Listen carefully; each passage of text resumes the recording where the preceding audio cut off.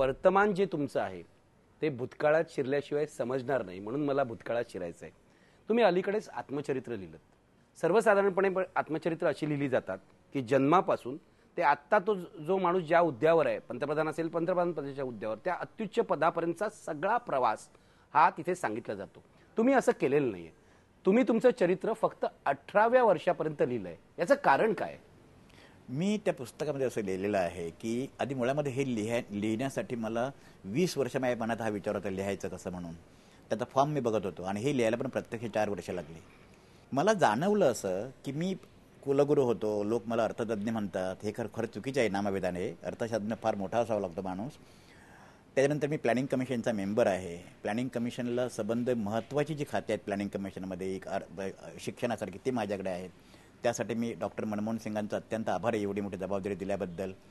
पण मला जाणवतं असं 35 वर्षाच्या गेल्या सार्वजनिक जीवनामध्ये ह्या सगळ्या संस्था, ह्या सगळ्या पोझिशन्स, हे सगळे सन्मान, अनेक सन्मान मिळाले, ह्या सगळ्यांच्यामध्ये मी मूलभूतपणे नवीन काय शिकलो असं मला वाटत नाही.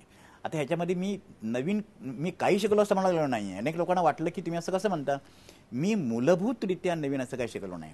म्हणजे संबंध मनाची घडणजडण जी झाली, सगळ्या ज्या मूलभूत ज्या माझ्या प्रेरणा ठरल्या, ज्या प्रेरणा घेऊन माझ्या मते स्वतःच्या मते मी जगण्याचा प्रयत्न केला गेल्या 30-35 वर्षाच्या व्यक्तिगत आणि सार्वजनिक जीवनामध्ये, ह्या त्याच्यामध्येच घडले. आणि त्यामुळेच मला असं वाटलं की तीव्रतेने मला ते लिहावंसं वाटलं. त्या पुस्तकामध्ये अशी कोणतीही पोज नाही. अत्यंत नितळ साधेपणाने तुम्ही आपल्या वडिलांविषयी, आपल्या शिक्षकांविषयी, आपल्या आईविषयी, आपल्या भोवतालाविषयी, गावाविषयी लिहिता. हे कसं झालं? तुम्हाला अजूनही वाटतं तुमचं ते गाव, तुमचे वडील, तुमचे आजूबाजूचे नातेवाईक, तुमचे गावकरी यांच्यामुळेच तुम्ही घडलात म्हणून? म्हणजे आता खूप चांगला प्रश्न तुम्ही विचारल्याबद्दल मी तुम्हाला धन्यवाद देतो. पण आता तुमच्याशी या मुलाखतीमध्ये किंवा चर्चेमध्ये बोलत असताना सुद्धा जे मी बोलतो आहे त्याचं सुद्धा माझ्या सबकॉन्शियस माइंडमध्ये, ज्याचा तुम्ही आता उल्लेख केलात, गाव, माझे वडील ज्यांच्याकडनं मी समाजवाद शिकलो, माझे नातेवाईक, चुलत बहिणी ज्या मला म्हणायच्या की बाबा आमच्यात शिकलास तर तूच शिकशील, विमानात बसला तर तूच बसशील, माझी बहीण जी शिकली नाही, जिने आपल्या शाळा माझ्यासाठी सोडून दिली, या सगळ्या गोष्टी तुमच्याशी आता बोलताना सुद्धा सबकॉन्शियस माइंडमध्ये माझ्या आहेत. आणि त्या सबकॉन्शियस गोष्टी ठरवतात मी तुमच्याशी काय बोलायचं ते. माझ्या आयुष्याचा सगळ्यात मोठी जर गोष्ट कुठली झाली असेल, सगळ्यात जमेची बाजू ज्याच्याबद्दल मी निसर्गाचं अत्यंत कृतज्ञ आहे, ती म्हणजे 14 वर्षापर्यंत माझं बालपण हे कोकणामध्ये गेलं किंवा खेड्यात गेलं. तर मला नागर संस्कृतीमध्ये जरी मी वाढलो, मला काही पोझिशन मिळाल्या, तरीसुद्धा माझं भावनिक नातं जे आहे ते नागर संस्कृतीशी नाही. तुमच्या प्रेरणा काय? जगण्याची प्रेरणा काय? जगण्याची प्रेरणा सातत्याने वर जाणं आणि खालच्यानं विसरणं, की वर जात असताना सातत्याने मागे बघून त्यांना आपल्यावर आणण्याचा प्रयत्न करणं, ही जगण्याची मुख्य प्रेरणा आहे. आणि ती मला माझ्या गावात आणि त्या नातेवाईकांच्यामध्ये मिळाली. तुम्ही असं म्हणताय की तुम्हाला ही प्रेरणा गावात मिळाली. मला सांगा, हे मुणगे जे गाव आहे यामध्ये असं काय अजब रसायन होतं की तुम्ही म्हणताय की मला आजही ते आठवतं, प्लॅनिंग कमिशनमध्ये गेल्यावरही आठवतं? असं काय अजब रसायन होतं? रसायन म्हणजे मी तेव्हा ज्या मी गोष्टी सगळ्या अनुभवल्या, लोक एकमेकाशी कसे वागतात. म्हणजे आत्ता मारामारी एकमेकाशी करून सुद्धा कुठल्याही प्रश्नावर संध्याकाळी अडचण झाल्यानंतर ती विसरून संबंध गाव एक कसा होतो.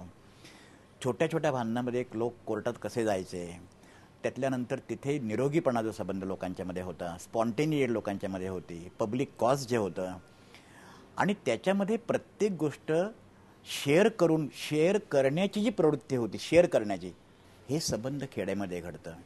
आणि आता ते खेड्यामध्ये बदलत चाललेलं आहे.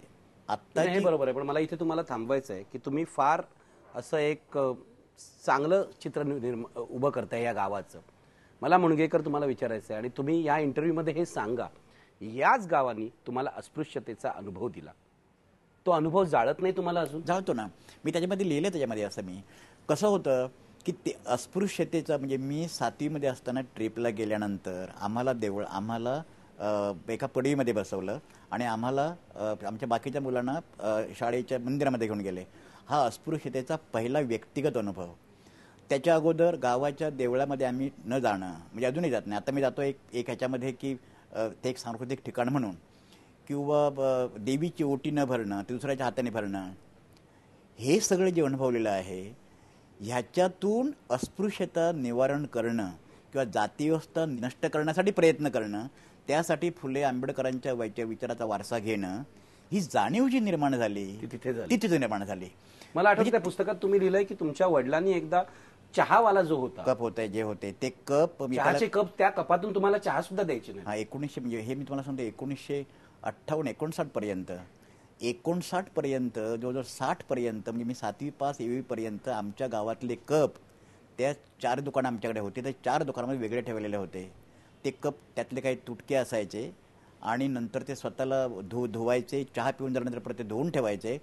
हे माझ्या वडिलांनी 1960 पहिल्यांदा गावामध्ये संघर्ष केला की जर आमच्या ह्याच्यावर तुमचं दुकान चालतं त्यामुळे तुम्हाला हे कप हे करावे लागतील. ह्या सगळ्या ज्या प्रेरणा माझ्यात निर्माण ज्या झाल्या, ह्या सगळ्या प्रेरणा त्या अनुभवातून निर्माण झालेल्या आहे. एकच फक्त त्या मांडत असताना त्याचं एक रौद्र स्वरूप हे मी त्याच्यात मांडलेलं नाही आणि रौद्र स्वरूप मांडायचं नाही असं ठरवून नाही झालेलं आहे. ते अजूनही मी चांगला अर्थशास्त्रज्ञ झालोय असं मला वाटत नाही. असं का म्हणता? आज देशातल्या ज्या लोकांना अर्थतज्ञ म्हटलं जातं त्यातले 90% पेक्षा जास्त लोक हे अर्थतज्ञ आहेत असं मी स्वतःला असं मानत नाही.